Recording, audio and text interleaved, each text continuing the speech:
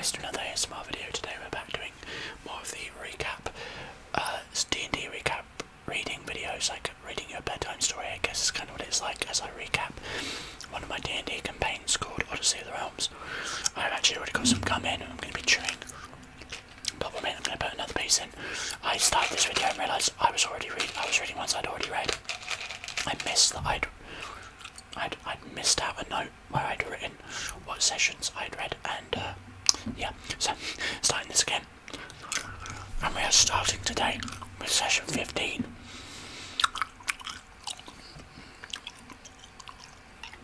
So, as we get into it, let's get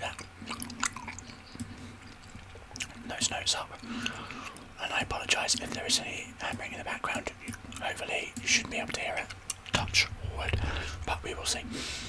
So, we begin on Day the 5th of Myrtle, apparently 1498 DR. So, session 15, the Druid's Daughter. Having finally arrived in the tranquil Druid Grove after a great start, the party wasted no time in introductions, showing the purpose of their arrival. Eldenor, the venerable elder, showed a hint of concern, suggesting a more private setting for this conversation. Leading the group to his humble abode perched atop the verdant canopy, they entered his personal place of tranquility. In the confines of Eldenor's home, the aromatic notes of tea lingered as a greeting as they settled into a dialogue.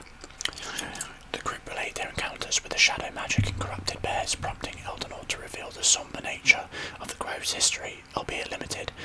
For over a decade, a persistent blight had gripped their sacred haven, slowly encroaching despite the valiant efforts of the Grove's guardians. As discussions veered towards theoretical aspects, Eldenor remained puzzled over the mystery until a realization dawned.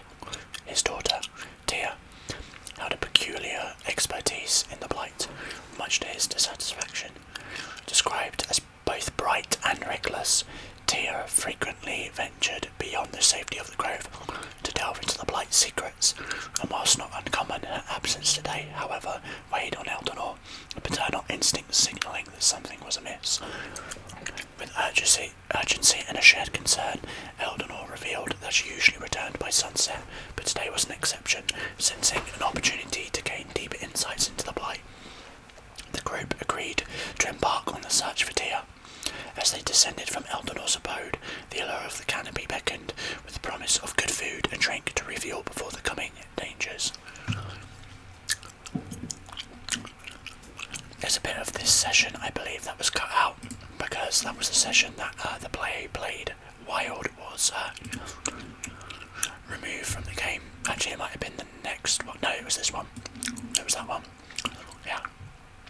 So, they did. You'll see an absence of of Wild. Now, I won't go into why, but if you've watched any of my other videos, you may have seen that in the past. Session 16 on Tia's Trail. In the hut of the Canopy Earth, the evening feast drew to its close, a subdued ambience taking hold as the sun's final glow waited to dip below the forest's roof. Eldenor and Lyria, their expressions edged with concern, approached the group. The elder revealed that his daughter Tia still had yet not to return, and as darkness filled the grove, worry gnawed at him further. A plea for aid was extended, and in turn accepted by the group, agreeing to accompany Lyria to the last known location of Tia. Stepping into the night, they traversed the boundary of the grove, venturing into the blighted lands. Silent as shadows themselves, they navigated past twisted creatures, entering a scene of foreboding significance. Tia's belongings, snagged on a branch, hinted at a desperate escape from a monstrous assailant. And through some investigation discovered, likely the culprit, an owl bear. Tracking her fleeing steps, the group reached a clearing. An owlbear, tainted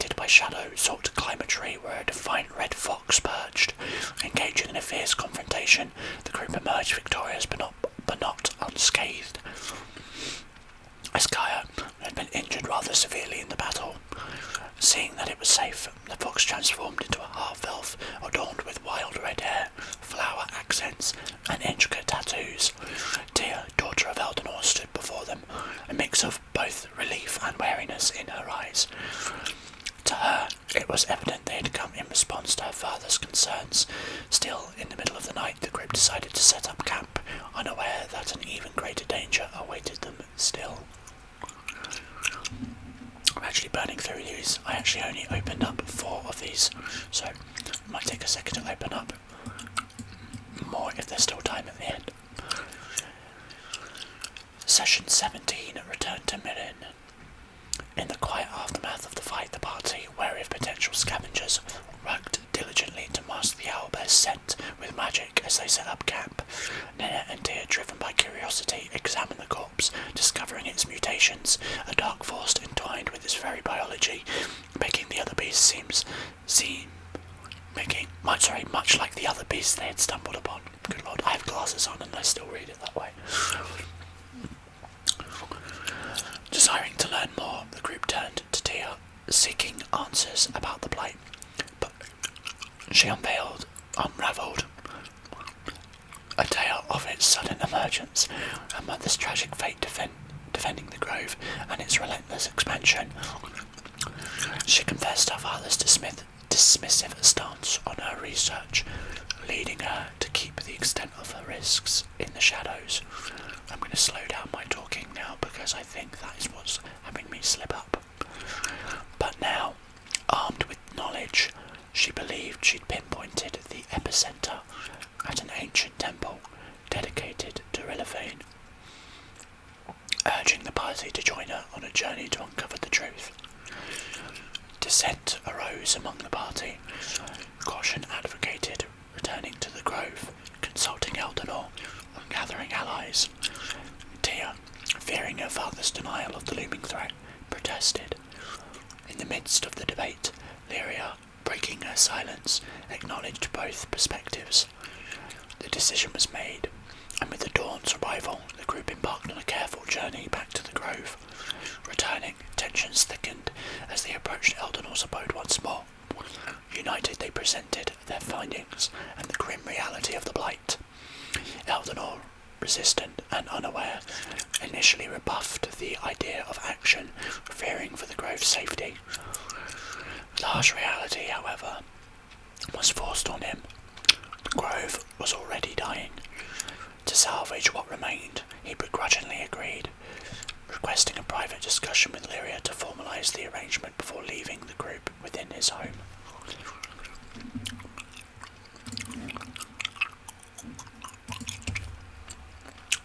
Okay. Session 18. The Blighted Lands.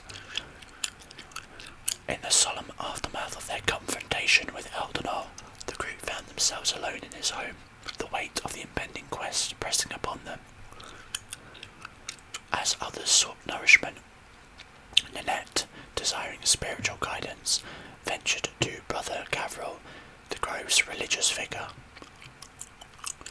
Brother Gavril, in their conversation, shared insights about divine communication through dreams, suggesting that personal experiences might shape these visions. He emphasized the individual nature of faith, conveying that the connection between a deity and a follower is deeply personal, transcending prescribed rituals and traditions. Rejoined with the group, Ninette absorbed these words as Eldenor and Lyria returned. Together, they revealed their decision to support the group's plan, assembling a small team while leaving others behind to safeguard the grove. Eldenor, acknowledging his prior inaction, apologised, admitting that he had been blinded by the obsession of protecting the grove to the reality of its slow demise. With the new team at their side, the group decided to take the rest of the day to prepare and rest. As dawn painted the sky in picturesque pink, they embarked on their perilous journey into the Blighted Lands. After hours of meticulous tracking, they reached the heart of the Blight, an ancient elven temple, now reclaimed by untamed wilds. setting a perimeter, Kaya attempted stealth, only to stumble upon a wolf shrouded in tar and misty shadows. The creature, awakened and ready to strike, heralded the imminent danger they had sought to confront. I think we've got time for one more. So let's get that one out.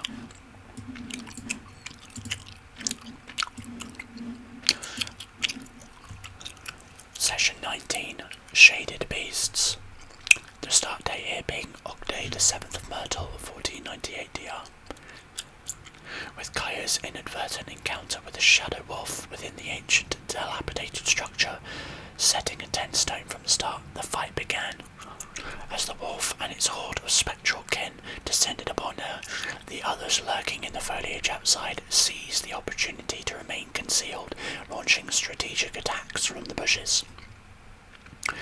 Despite the overwhelming odds, Kaya managed to fend off the horde with sheer determination, narrowly escaping the jaws of death.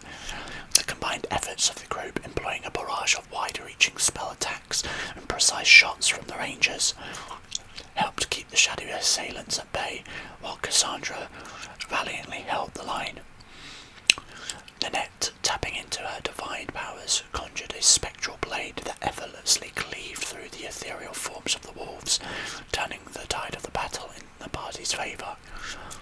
With the last of the wolves vanquished, a moment of respite ensued, allowing the party to regroup, discussing their next steps and delve further into investigation. While Nanette tended to the worn statue, attempting to restore it, Dario utilised his familiar to delve deeper into the ruins. Doing so, he uncovered a long hall leading to a mysterious chamber flanked by two ominous hallways. Above a sealed door loomed a cryptic inscription: "Only those that understand Rilophane's true nature may enter." As Dario set his familiar down one of the hallways, a sudden flash of shadowy energy engulfed it, jolting him back to reality as his senses returned, leaving behind a sense of ominous foreboding. I tell a lie, I think we can get another one in here. Let's do another one.